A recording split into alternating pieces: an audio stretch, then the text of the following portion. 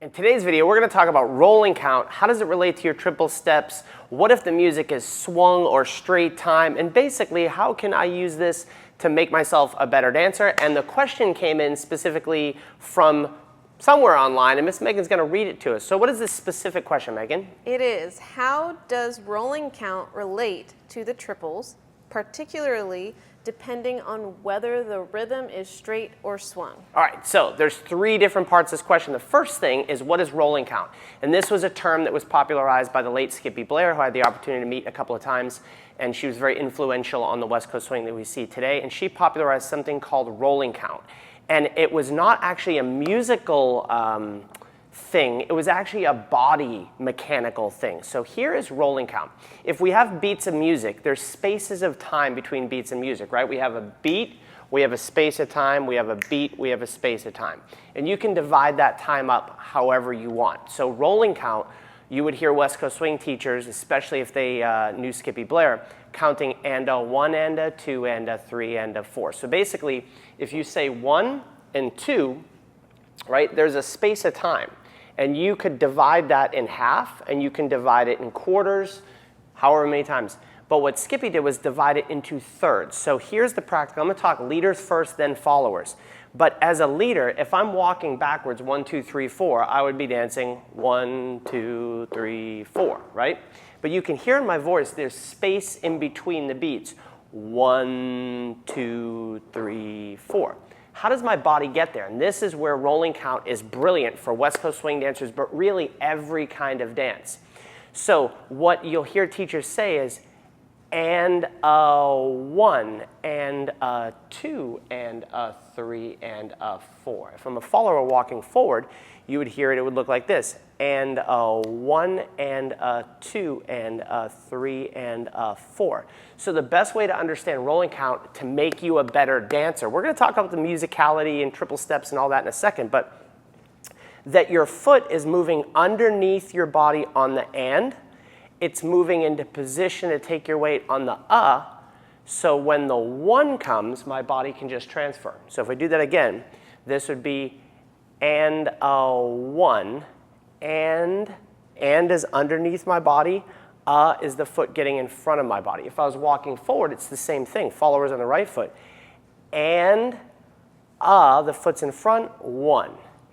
And 2. So this will help you prevent you from looking like a beginner, because in the beginning it's 1, 2, 3, 4, 5, 6. But the better dancers will be moving and a 1, and a 2, and a 3, and a 4, and a 5, and a 6. So there's constant movement.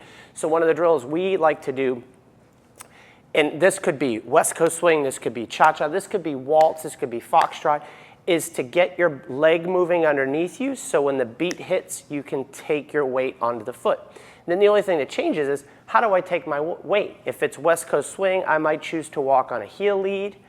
If it's West Coast swing, I might choose to walk on the ball of my foot.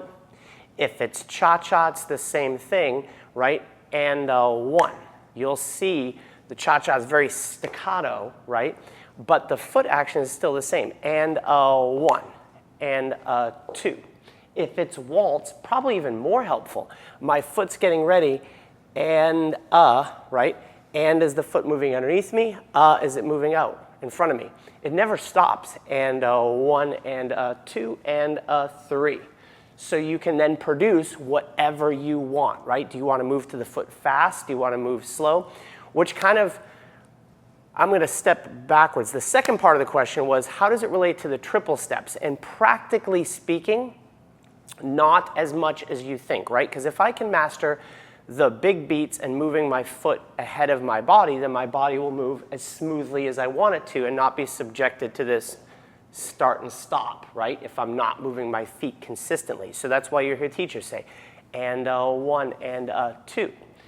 If I relate that to the triple steps, and I'll do it both leaders and followers, right? If I'm doing a sugar push and I'm moving, 7 and 8 and 1 and 2 and 3 and 4, right?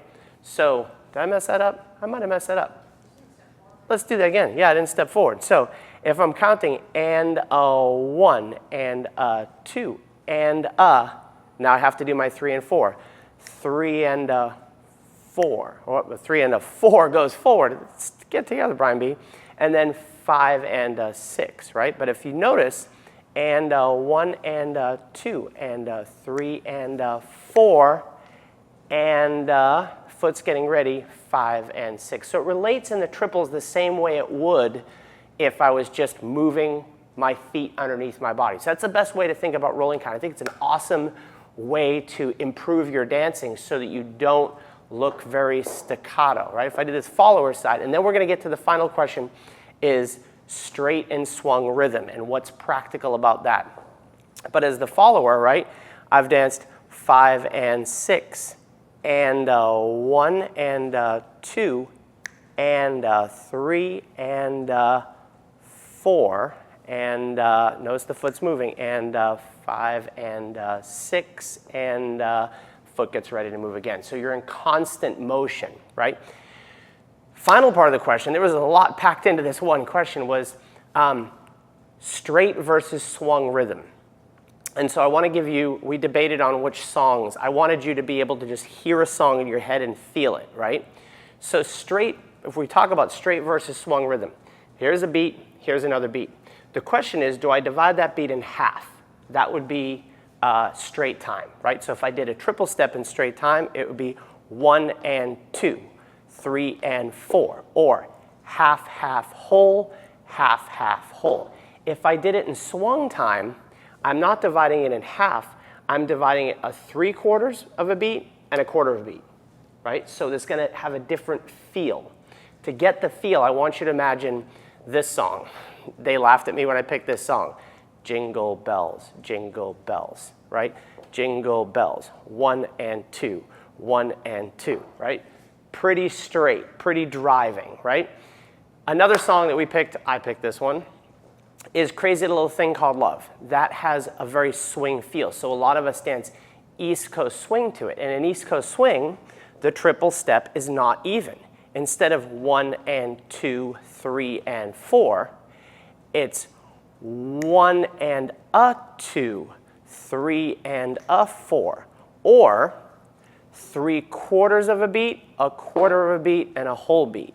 3/4, 1/4 whole, 3/4, 1/4 whole. So it has a different feel, right? Triple steps in West Coast swing or straight time, 1 and 2, 3 and 4, or half, half, whole, half, half, whole. Triple steps in a swing, swung rhythm or a true swing dance like an East Coast swing would be 1E and a 2, 3E and a 4, 5E and a 6, 7E and a 8, or 3/4, 1/4 whole, 3/4, 1/4 whole. So I'm staying here for 3/4 of a beat, 1/4 beat, and whole beat. 3/4, 1/4 whole. So as that relates to West Coast swing, and I'm 27 or so years into my journey, this becomes kind of art, how you feel the song, how you feel the dance. If you have mastered being able to move your feet under your body, being able to triple step and it's on time, your body will start to naturally move to music slightly differently. It will not affect your partner.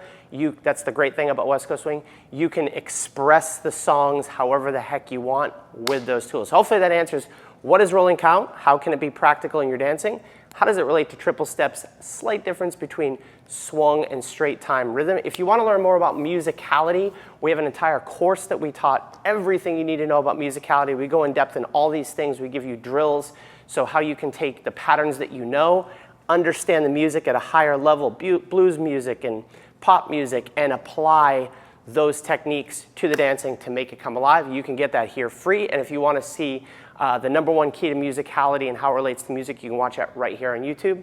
See you on the dance floor soon.